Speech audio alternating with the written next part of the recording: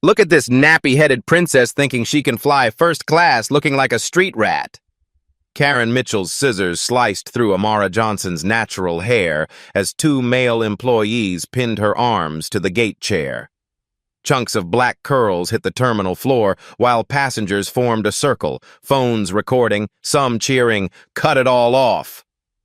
"Bet she smells like coconut oil and attitude," Brad Jensen laughed, deliberately stepping on her scattered business cards. Tyler Walsh zoomed his live stream camera inches from Amara's face. "Y'all seeing this entitled ghetto queen getting humbled?" A woman in the crowd shouted. "Should have stayed in your lane, honey." Amara's Cartier watch glinted as her hands remained folded. Her voice cut through the mockery like silk over steel. "Continue, please." The crowd roared approval. They thought they were witnessing justice. Have you ever been so publicly degraded that you questioned whether respect still exists for women like us? The scissors hadn't stopped. Karen Mitchell examined her handiwork with the satisfaction of a corrections officer, running her fingers through what remained of Amara's hair. "We're not done yet. This needs to be properly fixed." "Ma'am, your natural hair violates our grooming standards," she announced loudly enough for the growing crowd. "This is a family airline, not some urban fashion show." Karen's voice carried the authority of 15 years enforcing company policy. "Sweetheart, maybe try looking like a professional businesswoman next time you fly." Brad Jensen stepped forward, his security badge glinting as he positioned himself behind Amara's chair. "Black women always think they can get away with anything. Should have straightened that mess before leaving the house." His large hands gripped the headrest. "Hold still, princess. Professional haircut time." Tyler Walsh adjusted his phone angle, the company live stream now showing 847 viewers. "Y'all see this entitled princess? I think the rules don't apply to her." He zoomed in on the uneven patches where Karen had cut. "Getting the full salon treatment at the airport. This is what happens when they don't know their place." The terminal's 6:52 p.m. boarding announcement echoed overhead. "Flight 447 to New York, final boarding in 28 minutes. Amara's boarding pass lay scattered among the hair clippings, the 1A first-class designation barely visible under Brad's boot. A woman in the crowd shouted encouragement. "Make it shorter! She looks ridiculous!" "Give her a buzz cut," another passenger laughed, holding up his phone to record. "Finally, someone put these women in their place." Karen retrieved a smaller pair of scissors from her supervisor toolkit. "Let's make this really clean. Can't you represent our airline looking like you stuck your finger in an electrical socket?" She grabbed another section of Amara's hair, the sound of cutting metal sharp against the terminal's ambient noise. Amara's phone buzzed insistently against her lap. The screen showed Executive Assistant Sarah for the 14th time. A text preview was visible. "Board meeting, Johnson Aerospace Consulting, FAA contract review. Where are you?" "Look at that," Tyler narrated to his live stream audience, which had climbed to 1,247 viewers. "Princess thinks she's important. Probably calling Daddy to buy her out of trouble." The comments section flooded with laughing emojis and increasingly crude suggestions about what else should be cut. Brad noticed the scattered business cards mixed with hair clippings on the floor. "Johnson Aviation Solutions," he read mockingly, kicking the Platinum American Express card further away. "Must be one of those fake businesses. Probably sells hair products." The crowd erupted in laughter. A middle-aged businessman in an expensive suit nodded approvingly. "My tax dollars probably funded her attitude. About time someone taught these people respect." His wife whispered agreement, filming with her own device. Karen stepped back to admire her work, Amara's hair now visibly uneven with patches missing entirely. "There. Much more appropriate for our cabin environment." She turned to address the crowd like a performer taking applause. "Company policy clearly states that passengers must maintain professional grooming standards." The gate area had transformed into an impromptu arena. 23 passengers now formed a loose circle, most recording, some offering commentary. A teenage girl live-streamed to her TikTok followers, Airline staff giving free haircuts to difficult passengers. This is wild. Derek Stone, the assistant manager, emerged from the jetway having heard the commotion. His eyes immediately assessed the situation. Passenger restraint, crowd gathering, social media recording. "Ma'am Mitchell is following protocol," he announced, his voice carrying practiced authority. "This gentleman. Sorry. This lady needs to comply with our grooming standards or find alternative transportation." "We've been more than reasonable," Derek continued, adjusting his tie as he surveyed the scene. "Miss, perhaps your boyfriend can pick you up and take you shopping for appropriate attire? Or maybe a salon visit?" His condescending smile drew approving nods from male passengers. Amara's Cartier watch caught the light as she slowly raised her hand to check the time. The movement was so calm, so deliberate, that several people stopped recording to watch. Her voice, when it came, was silk over steel. "Continue, please. I'm learning quite a lot about your company culture." Tyler's live stream showed her face in close-up, the camera capturing her eerily composed expression despite the assault. "Look at this attitude. Even getting a free haircut and still acting superior." The viewer count hit 2,147, with #GroomingGate beginning to trend locally. Karen reached for electric clippers from her maintenance kit. "Let's finish this properly. Can't have her boarding half done." The buzzing sound made several passengers cheer. "Shave it all," someone called out. "Bald is beautiful," another added, sparking more laughter. Brad's grip tightened on the chair as Karen approached with the clippers. "This is what happens when you think you're better than everyone else," he muttered, just loud enough for the cameras to catch. Amara's phone showed 47 missed calls now. Her screen lit up with a Bloomberg notification. Johnson Aviation stock up 12% on federal contract news. The text was visible for a brief moment before Tyler's camera angle shifted. The business cards scattered among the hair clippings told a story no one was reading. CEO, Johnson Aviation Solutions, Federal Aviation Consulting, FAA Senior Advisor. They lay like evidence in a crime scene that hadn't been recognized yet. 24 minutes until departure. The countdown had begun, but not the one anyone expected. The electric clippers hummed to life in Karen's hands at exactly 7:01 p.m. 19 minutes until departure, but the crowd had no intention of letting this entertainment end early. "Finish the job properly," Derek Stone commanded, his assistant manager authority lending official weight to the spectacle. "Can't have her boarding half done. Company standards must be maintained." The clippers bit into what remained of Amara's hairline. More black curls joined the growing pile around her feet, mixing with scattered platinum credit cards and business documents. Tyler's live stream peaked at 3,247 viewers as he provided live commentary. "Airport barbershop in full effect. This is better than reality TV." A betting pool spontaneously formed among the passengers. $20 says they shave it completely, called out a man in a Cubs jersey. "I'll take that bet," replied a woman with designer luggage. 50 says they leave her with a buzz cut. Money changed hands as phones continued recording from every angle. The hashtags multiplied across social platforms. #Airport, barbershop trending nationally. #grooming, justice climbing fast, #entitled, princess gaining momentum. Comments flooded in faster than Tyler could read them aloud. "Shave it all." "Should have learned respect." Finally, some accountability. Karen worked methodically, the clippers leaving nearly bald patches. "There we go. Much more civilized." She held up clumps of Amara's natural hair like trophies. "This is what professionalism looks like, ladies and gentlemen." 2 TSA agents materialized through the crowd, summoned by Derek's radio call. "We've got a disruptive female passenger," he explained to Agent Rodriguez, whose hand instinctively moved toward his restraints. "Refusing to comply with grooming standards. Creating a disturbance." "Ma'am, you need to cooperate," Rodriguez said, misreading the situation entirely.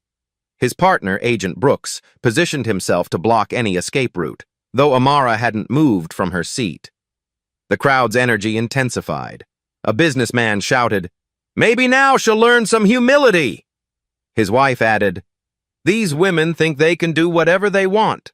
About time someone stood up to them." Airport police arrived at 7:05 p.m., called for a hysterical female passenger causing public disruption. Officer Patterson surveyed the scene. One black woman sitting calmly while airline employees groomed her, surrounded by an enthusiastic crowd documenting everything. "What seems to be the problem here?" Patterson asked Derek, completely bypassing Amara. "The passenger refused to comply with appearance standards," Derek explained smoothly. "We've been trying to help her meet our requirements, but she's been uncooperative." Brad Jensen laughed, sweeping more cut hair with his boot. "Look at this mess. Probably the first haircut she's had in months. We're doing her a favor." The crowd laughed appreciatively at his wit. Karen stepped back, surveying her work with professional pride. Amara's scalp showed through in multiple places, the remaining hair choppy and uneven. "Perfect. Now you look like you belong in coach, not first class." A teenage influencer had arrived, drawn by the trending hashtags. "OMG, guys, this is insane," she broadcast to her 50,000 followers. "They're literally giving this woman a reality check haircut. This is going to break the internet." The betting pool expanded. "How much shorter? Will they use a razor? Should we start a collection for a wig?" Laughter echoed through the gate area as more passengers abandoned their own flights to watch. Amara's phone showed 63 missed calls now. The screen displayed a cascade of notifications. DOT meeting in 2 hours. Federal contract signing delayed. Senator's office requesting status update. Each message disappeared quickly as new calls came in. Tyler zoomed in on her face for his live stream audience. "Look at this expression, still acting like she's royalty. Even bald, these women think they're special." The viewer count hit 4,100, with #GroomingGate officially trending nationwide. A woman in Lululemon held up her phone triumphantly. "I'm posting this everywhere. Finally, someone is holding these people accountable for their attitude." Her video already had 500 shares in 3 minutes. Derek checked his watch. 7:08 p.m. 12 minutes remaining, people. Let's wrap this up professionally. He turned to Amara with exaggerated patience. "Miss, you now meet our appearance standards. We're prepared to offer you a $300 voucher for tomorrow's flight, plus a complimentary grooming kit to maintain this look." The crowd burst into applause. Several passengers shouted approval. "Generous offer." "Take the deal. More than she deserves." Karen produced a small hand mirror from her toolkit. "Would you like to see the improvement?" She held it up mockingly, angling it so the cameras could capture Amara's reaction to her destroyed hair. Brad stepped closer, his boots crunching on the scattered business cards and hair. "Come on, princess. Even you have to admit this is better. More honest.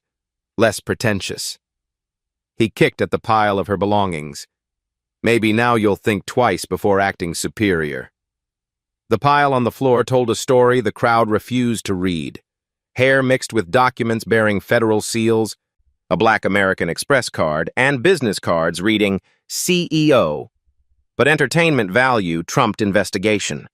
Airport security had cordoned off the area, not to protect Amara, but to manage the growing crowd of spectators.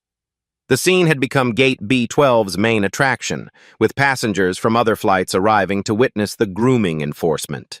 Social media exploded across platforms.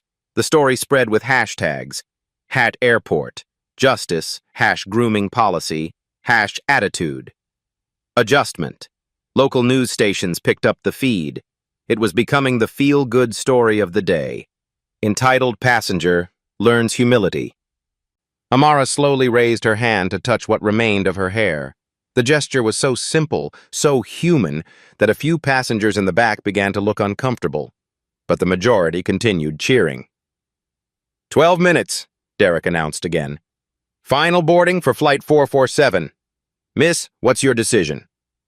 The business cards lay scattered like confetti, unread. The phone continued buzzing with increasing urgency.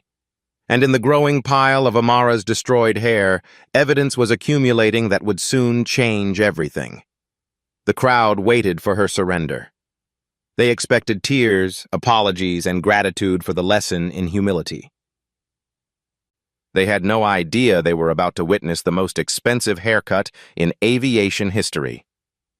At exactly 7:09 p.m., with 11 minutes until departure, Amara Johnson did something no one expected. She smiled. Not the broken smile of defeat, not the nervous smile of someone trying to appease a mob. This was the smile of a chess master who had just realized her opponent had walked directly into checkmate. "Thank you all for this educational experience," she said, her voice carrying clearly across the suddenly quiet gate area. "I'd like to make one phone call now." "Please give me exactly 60 seconds. The crowd leaned in, phones still recording, expecting to witness the final humiliation. A desperate call to a lawyer, a boyfriend, maybe even her mother. Tyler adjusted his live stream angle to capture what he assumed would be her breakdown.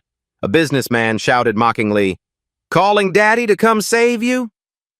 The crowd erupted in fresh laughter, cameras focusing on Amara's face for the anticipated tears. Amara speed-dialed a number labeled simply, "Executive Command." "Sarah," she said calmly, her voice on speaker for everyone to hear. "Initiate Code 7. Authorization, Johnson Alpha 7. The response came immediately, crisp and professional.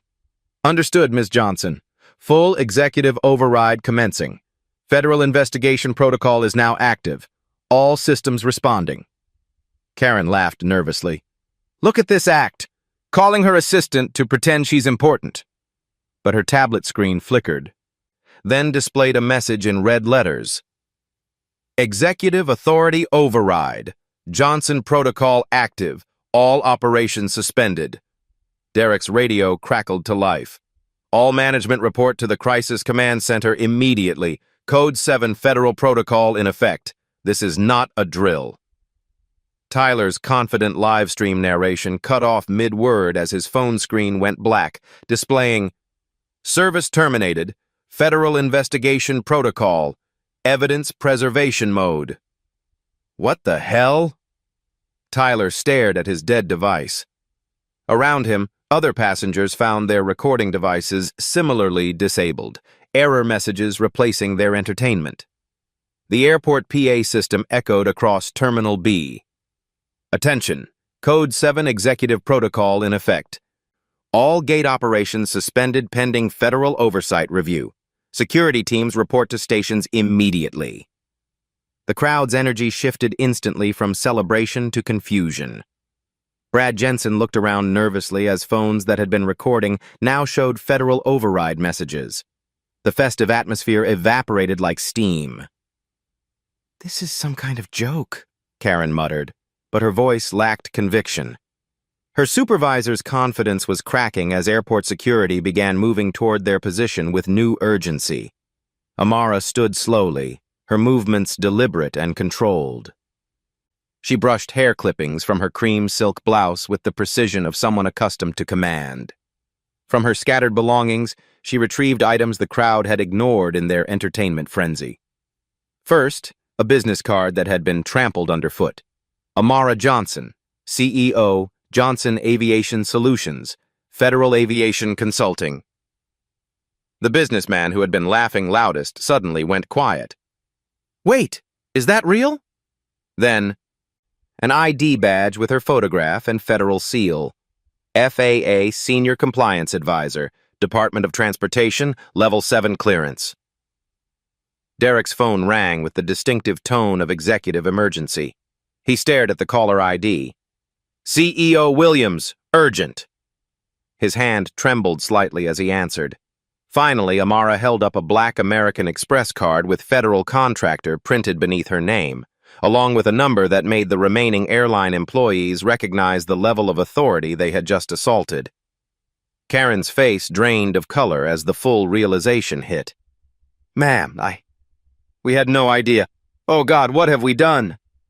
"Ms. Mitchell," Amara said conversationally, her voice carrying a new authority that made everyone unconsciously step back.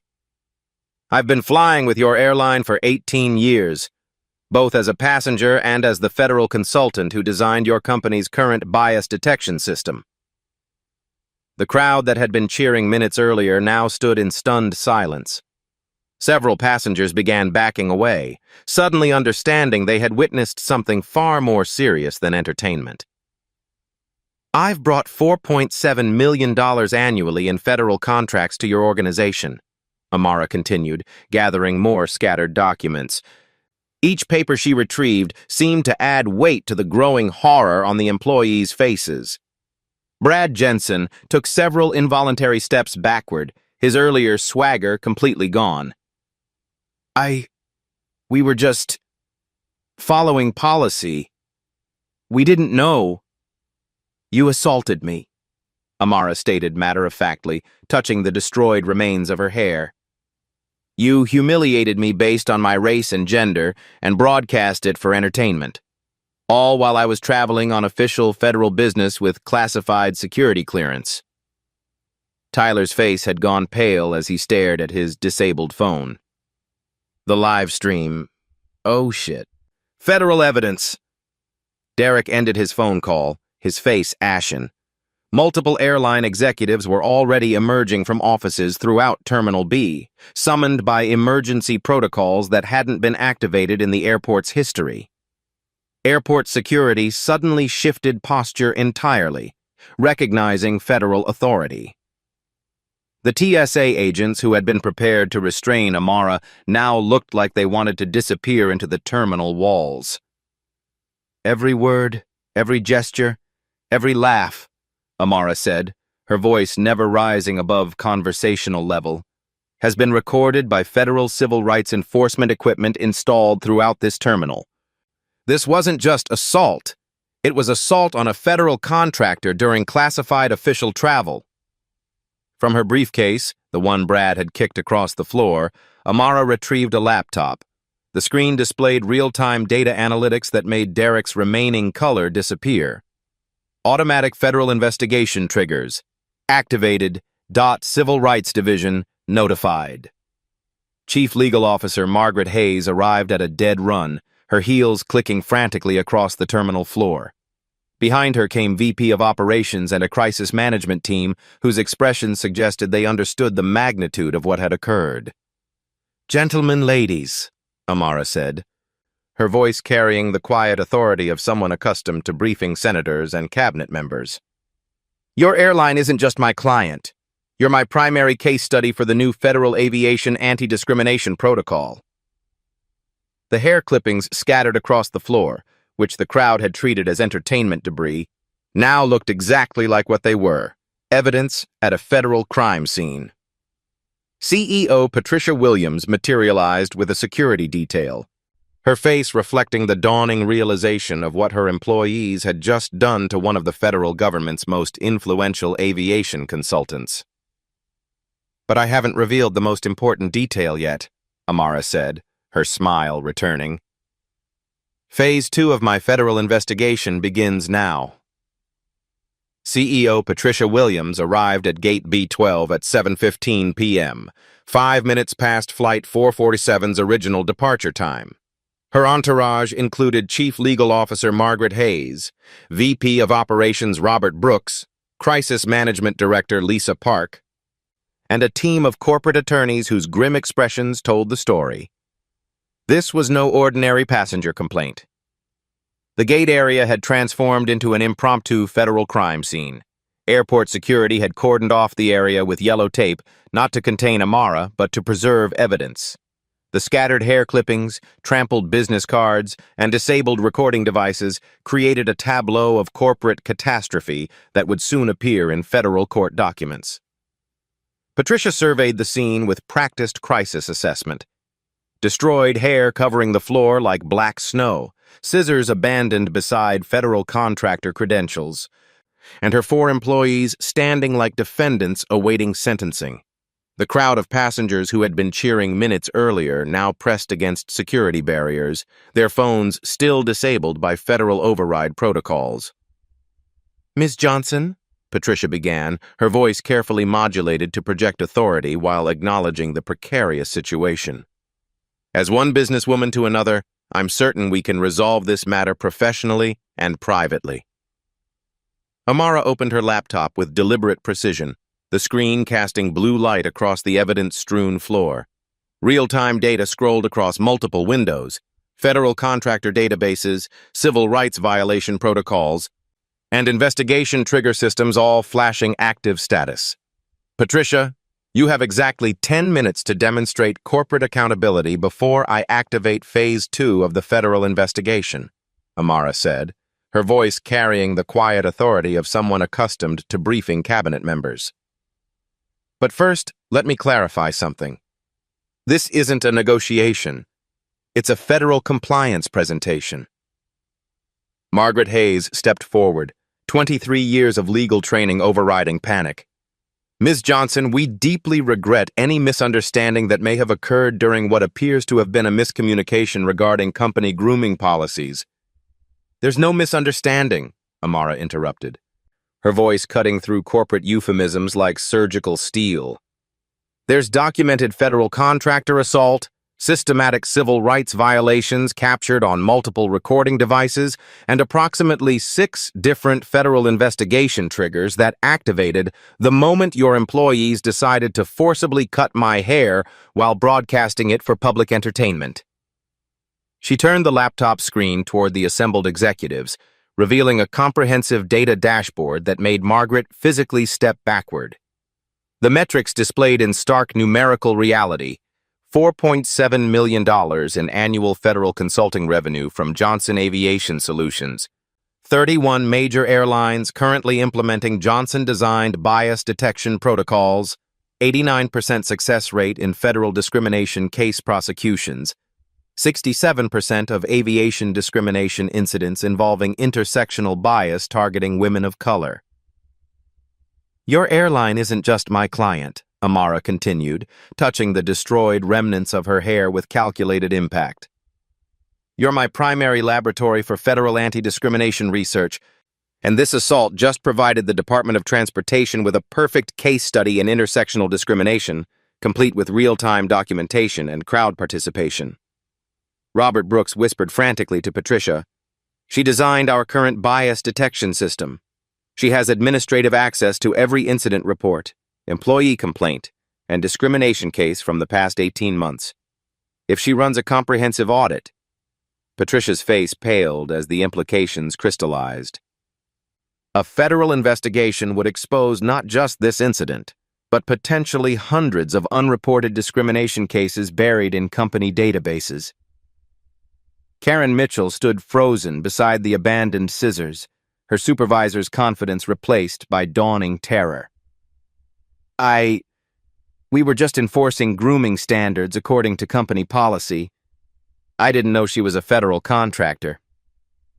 "A federal contractor with Level 7 security clearance traveling on classified Department of Transportation business," Amara corrected, her eyebrow arching with lethal precision. "Ms. Mitchell, ignorance of federal law isn't a defense in civil rights prosecution. Assault with forced haircutting of a federal contractor during official travel constitutes multiple felonies under 18 U.S.C. Sector 245, Title 7, and the Federal Contractor Protection Act." Tyler Walsh clutched his disabled phone like a lifeline, his earlier swagger completely evaporated. "The live stream was just standard company social media documentation. I was recording policy enforcement for training purposes. You were broadcasting a federal contractor assault to 3,700 viewers while using company equipment and representing corporate policy," Margaret Hayes said, her voice hollow with professional recognition of the legal catastrophe. "That constitutes evidence tampering, civil rights violations, conspiracy to violate federal law, and potential hate crime enhancement charges." Derek Stone's phone rang again. Emergency conference with the board of directors demanding immediate damage assessment. His earlier condescending authority had evaporated entirely, replaced by the terror of someone realizing their career was ending in real time with potential criminal consequences. Brad Jensen attempted damage control. "Ma'am, we sincerely apologize for any inconvenience. We were following what we believe to be standard passenger compliance procedures." "You physically restrained a federal contractor, participated in an assault with hair cutting, and kicked federal documents across a public terminal while encouraging crowd participation in the humiliation," Amara replied without looking up from her laptop. "Your procedures constitute federal crimes." Amara accessed another screen, displaying federal regulations with surgical precision. The legal citations filled the monitor. Title VII Civil Rights Violations. Physical assault based on race and gender characteristics. Federal Aviation Regulations Section 259.4. Intersectional discrimination in passenger services. Federal Contractor Protection Act Section 15.7. Assault on government personnel during official travel. And my personal favorite, 18 U.S.C. Separate 245. Federal hate crime statutes for attacks on individuals based on race and gender while engaged in federally protected activities. She paused, allowing the legal weight to settle like concrete. Each violation carries fines up to $250,000 per incident, with potential criminal penalties including federal prison sentences. Patricia's crisis management training kicked in, recognizing ultimate stakes. "Ms. Johnson, what would constitute an appropriate resolution of this incident that demonstrates our commitment to civil rights compliance?" "I'm not negotiating," Amara replied, her voice maintaining conversational calm while delivering corporate death sentences. "I'm presenting federal compliance requirements. You have 7 minutes remaining to demonstrate good faith cooperation, or I activate comprehensive Department of Transportation investigation protocols that will examine every discrimination complaint in your company's history." Margaret Hayes pulled out her legal pad with shaking hands, recognizing ultimatum dynamics that could destroy the corporation.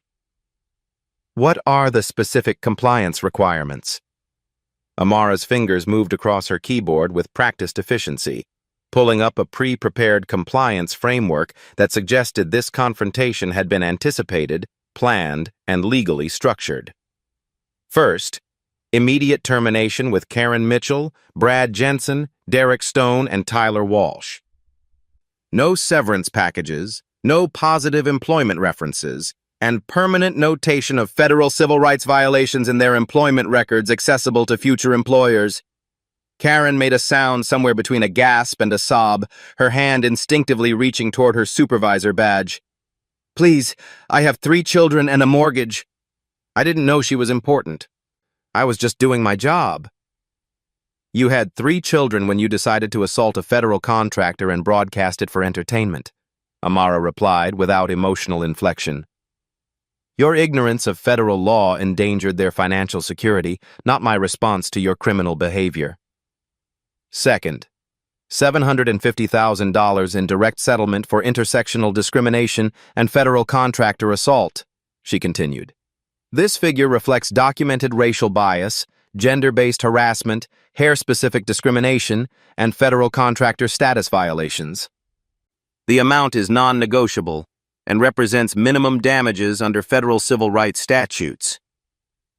Robert Brooks's calculator clicked frantically as he computed immediate financial impact.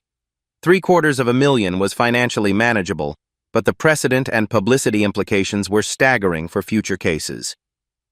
Third, mandatory intersectional bias training for all customer-facing employees within 21 days. Not generic diversity sensitivity workshops.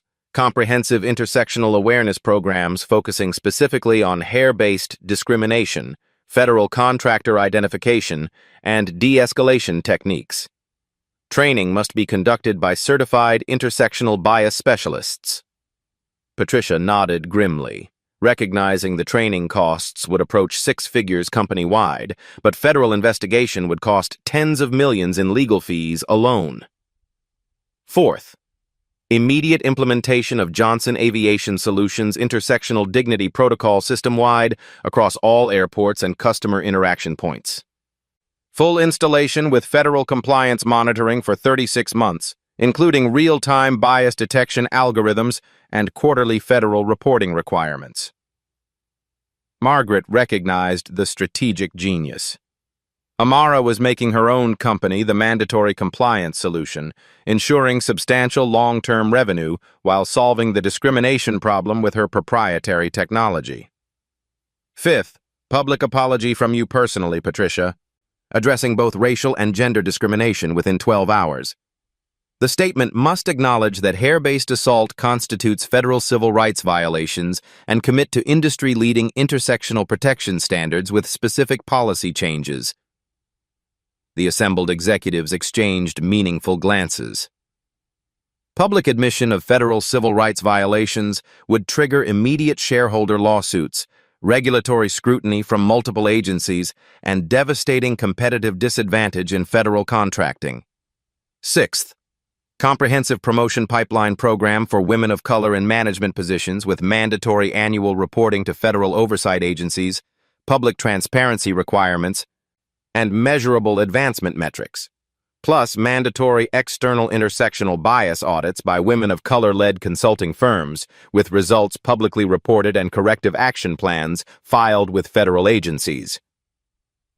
Patricia attempted final negotiation despite recognizing futility. Ms. Johnson, some of these requirements exceed normal settlement parameters and establish precedents that could impact industry-wide practices. Perhaps we could discuss modified terms that achieve your objectives while... Amara's laptop chimed with an incoming federal call that silenced all conversation. That would be the Department of Transportation Civil Rights Office. They've been monitoring this situation since Code 7 activation 37 minutes ago. She answered the speaker with deliberate transparency. DOT Civil Rights Division, this is Director Martinez. Ms. Johnson, we've completed preliminary evidence review of the federal contractor assault incident. Investigation protocols are standing by for your authorization. The federal voice continued with bureaucratic precision that chilled corporate blood. We have documented assault of a Level 7 federal contractor, evidence tampering via social media broadcasting, systematic civil rights violations, and potential hate crime enhancement factors. Federal prosecutors recommend immediate escalation to comprehensive investigation with criminal referral unless full compliance is achieved within 5 minutes and 30 seconds. Patricia's professional facade finally cracked completely. Ms. Johnson, we accept all terms unconditionally and immediately. How do we prevent federal investigation escalation? You don't prevent it, Amara replied, closing the laptop with finality that echoed through the terminal. Phase 2 federal investigation cannot be stopped. It's mandatory protocol for federal contractor assault. But demonstrated good faith compliance might influence the scope and severity of consequences during prosecution recommendations. The hair scattered around her feet told the complete story. What began as crowd entertainment had become the most expensive haircut in corporate history. At 7:45 p.m., exactly 36 minutes after the first scissor cut, Karen Mitchell, Brad Jensen, Derek Stone, and Tyler Walsh received their termination notices. Security escorted them from the premises while federal agents collected their company devices as evidence. Karen's supervisor badge, which she had worn with such authority, now lay in an evidence bag marked Federal Contractor Assault, Exhibit C. The termination process unfolded with corporate efficiency that contrasted sharply with the chaos of their assault. Human Resources Director Janet Morrison read the charges aloud. Immediate termination with cause for federal civil rights violations, assault of a federal contractor, evidence tampering, and conduct detrimental to company reputation and federal compliance status. Karen clutched her personal belongings in a cardboard box, tears streaming down her face. 18 years with this company, she whispered to no one in particular. 18 years, and it ends because I cut some woman's hair. You didn't cut some woman's hair, Margaret Hayes corrected with legal precision. You assaulted a federal contractor's hair while she was traveling on classified government business. There's a significant legal distinction that federal prosecutors will explain during your criminal proceedings. Tyler Walsh's final company live stream had been viewed 47,000 times before federal override shut it down. Now that same video would serve as primary evidence in federal court. "I was just trying to go viral," he muttered, his social media career ending before it began, so "I didn't know it would go this viral." Brad Jensen handed over his security credentials with shaking hands. 23 years in airport security, and his career ended with federal assault charges. "What do I tell my wife? My kids? How do I explain that I'm facing federal prison for cutting hair?" Derek Stone, whose assistant manager position had given him confidence to escalate the situation, now faced the complete destruction of his aviation career. No airline would hire him with federal civil rights violations on his record. "This is insane," he kept repeating. "Over hair. This is all over my hair." At 8:30 p.m., CEO Patricia Williams stood before a hastily assembled press conference, her prepared statement representing the most expensive apology in airline history. The conference room at O'Hare buzzed with reporters who had descended like vultures, sensing the blood in the water of a major civil rights story. "Tonight, our airline failed catastrophically," Patricia began, her voice steady despite the corporate disaster unfolding around her. "We failed Ms. Amara Johnson, a valued federal contractor and respected member of the aviation community. More importantly, we failed women of color everywhere who deserve dignity and respect when they travel." The statement continued with legal precision crafted by Margaret's team. The assault on Ms. Johnson's hair was not a policy enforcement action. It was a violation of her civil rights, her dignity, and federal law. Hair-based discrimination, particularly targeting natural black hair, constitutes racial discrimination and has no place in our industry. Social media exploded within minutes. The apology video garnered 2.3 million views within 6 hours, with #HairAssault and #JohnsonCase trending nationally. Comments ranged from supportive to skeptical, but the corporate admission of federal civil rights violations sent shockwaves through the aviation industry.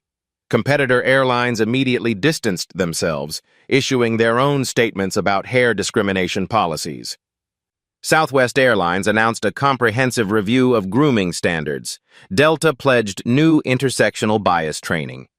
American Airlines quietly contacted Johnson Aviation Solutions about bias detection consulting. By 9:15 p.m., the first emergency bias sensitivity briefing was underway for all O'Hare customer-facing staff. The session, led by Dr. Kenya Williams from the University of Chicago's Civil Rights Institute, focused specifically on hair-based discrimination and federal contractor identification. "Natural black hair is not unprofessional," Dr. Williams explained to the assembled employees, many still processing the evening's events. "Touching, cutting, or demanding alteration of someone's hair constitutes assault, regardless of company policy. And assaulting federal contractors carries enhanced penalties that can destroy careers and companies." The Thompson Protocol, hastily renamed the Johnson Protocol after legal review, was implemented across all airline operations within 72 hours. The real-time bias detection system, ironically designed by Amara's own company, now monitors every customer interaction for discriminatory language, behavior, and policy enforcement. Anonymous reporting apps went live within 48 hours, allowing passengers and employees to document discrimination incidents directly to federal oversight agencies. The first reports came flooding in. Hair-based discrimination, accent mockery, name pronunciation bias, and dozens of other intersectional violations that had been routine until federal scrutiny arrived. The Department of Transportation Civil Rights Office opened their comprehensive investigation on schedule despite the airline's compliance efforts. Director Martinez's team discovered a disturbing pattern: 89 similar incidents involving women of color in company records dating back 18 months, including 23 cases of hair-based discrimination that had been dismissed as grooming policy enforcement. Federal fines totaled $3.2 million when the full investigation concluded. The consent decree required 5 years of federal monitoring with quarterly reporting on intersectional bias metrics, mandatory promotion targets for women of color, and annual third-party discrimination audits with public reporting requirements. The ripple effects spread throughout the aviation industry like shock waves from an earthquake. Within 6 months, 18 other major airlines had voluntarily adopted Johnson Aviation Solutions' Intersectional Dignity Protocol, recognizing that federal oversight was inevitable and cooperation was preferable to investigation. Congressional hearings on aviation discrimination began 3 weeks later, with Amara serving as the primary expert witness. Her testimony, delivered with the same calm authority she had shown during the assault, transformed federal aviation policy permanently. Hair discrimination is not about grooming standards, she testified before the Senate Commerce Committee. It's about weaponizing beauty standards to exclude and humiliate women of color. When airline employees cut my hair while broadcasting it for entertainment, they weren't enforcing policy. They were conducting a public lynching of my dignity. The hearing room fell silent. Senator Maria Gonzalez asked the question everyone was thinking. Ms. Johnson, how do we prevent this from happening to other women? Senator, we mandate respect through technology and accountability, Amara replied. The Johnson Protocol doesn't just detect bias, it creates consequences. Real-time federal reporting, automatic investigation triggers, and personal liability for employees who choose discrimination over dignity. The Airline Passenger Dignity Act of 2025 passed Congress with bipartisan support 6 months later. The legislation, directly inspired by Amara's assault, established federal protections for passenger hair, religious dress, accent diversity, and intersectional identity expression. Airlines violating the act faced automatic federal investigation and potential loss of operating licenses. Personal victory came in quieter moments.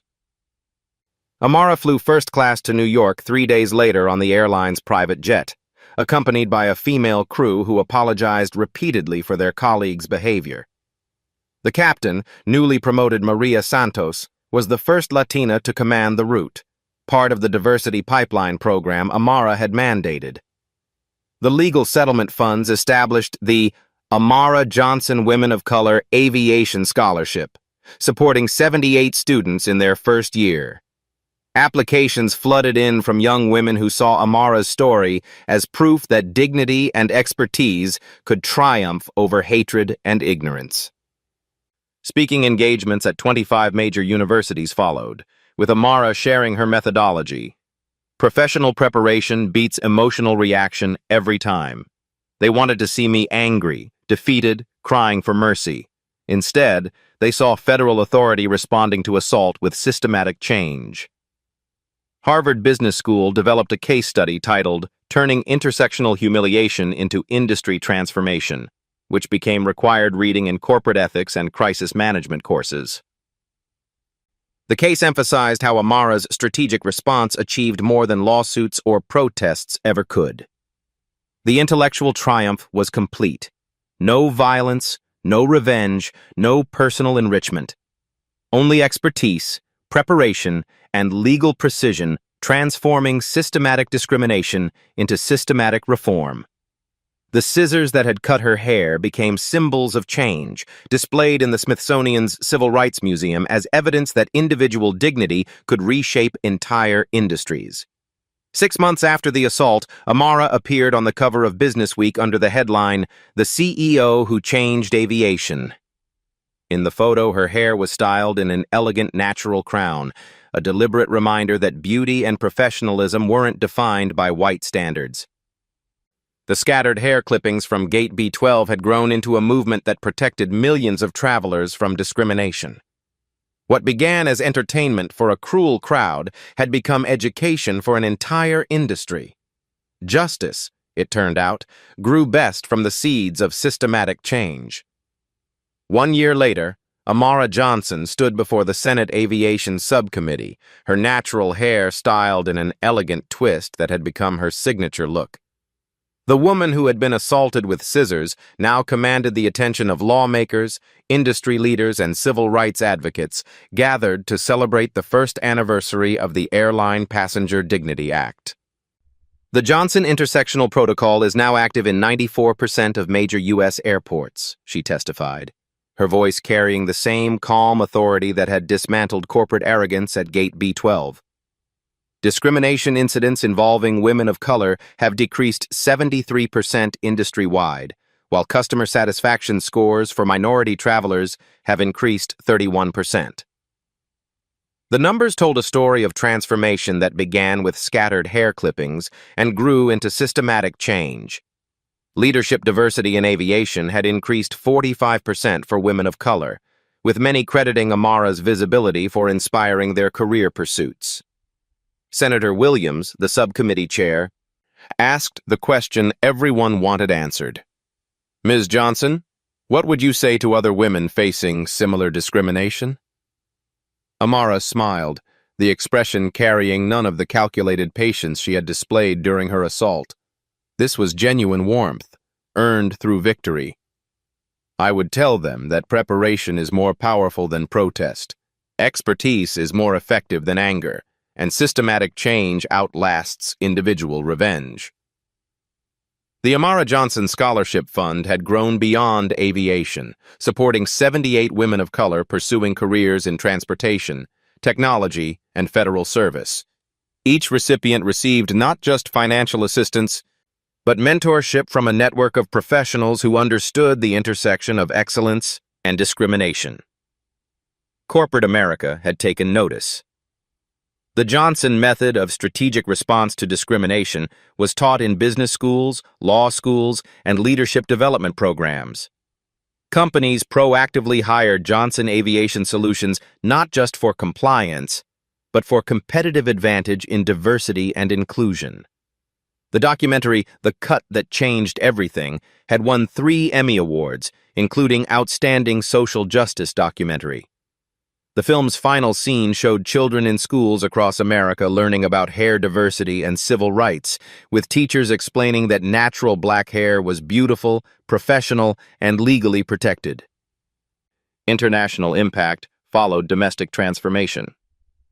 The European Union adopted similar hair discrimination protections, citing the Johnson case as precedent. South Africa strengthened workplace bias regulations. Canada mandated intersectional bias training for federal contractors. A haircut at Chicago O'Hare had triggered global civil rights advancement. Personal fulfillment came through unexpected channels. Amara's TED Talk, The Power of Strategic Dignity, has been viewed 15 million times across platforms. Young women approached her at airports, sharing stories of discrimination they had faced and strategies they had learned from her example. You showed us we don't have to accept disrespect, a college student told her at Reagan National Airport. You proved that smart women with preparation can change the world. The annual Intersectional Aviation Leadership Conference, hosted by the Women of Color in Aviation Coalition that Amara founded, drew 5,000 attendees from 47 countries. The conference's mission statement reflected her philosophy: transforming individual dignity into systematic change through professional excellence and strategic advocacy. Karen Mitchell had found new employment as a cashier at a suburban grocery store, her airline career permanently ended by federal civil rights violations. In interviews with local media, she expressed remorse. I learned too late that a person's hair is part of their identity, their dignity. I wish I could apologize to Ms. Johnson personally.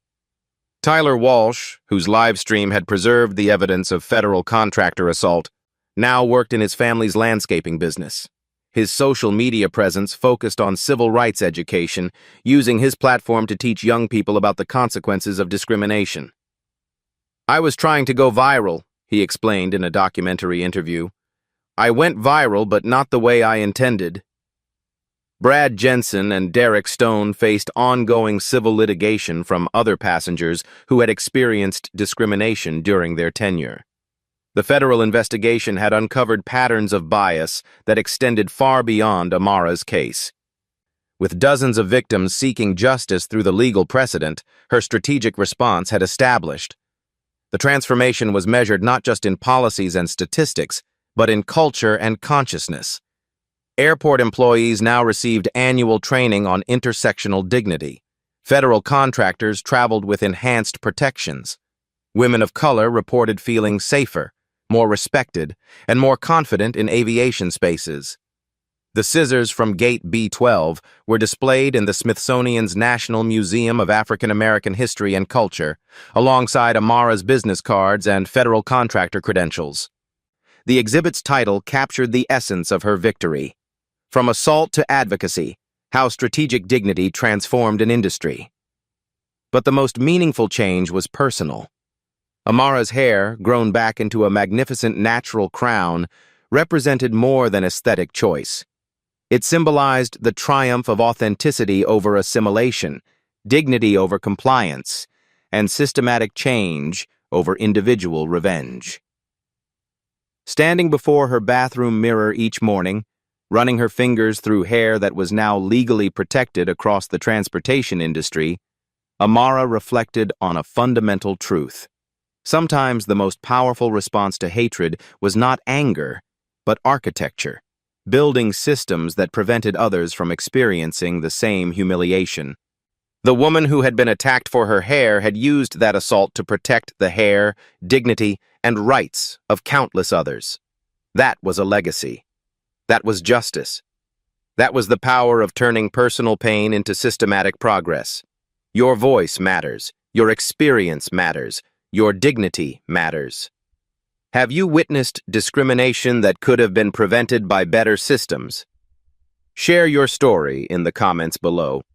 Your experience could be the catalyst for the next wave of systematic change. Have you faced intersectional bias for being both a woman and a person of color? Your voice can help others understand that they are not alone, and that strategic response creates lasting impact. Tag a woman of color who needs to see how preparation, professionalism, and persistence can move mountains. Show her that expertise is the ultimate superpower. Subscribe to Black Soul Stories for more accounts of strategic triumph over prejudice. Because every story of dignity defended is a blueprint for others to follow. Share this story with everyone who believes that intelligence and preparation can transform injustice into lasting change. Because sometimes the most powerful revenge is systematic reform. We rise by lifting each other, especially women who look like us, dream like us, and refuse to accept discrimination as inevitable.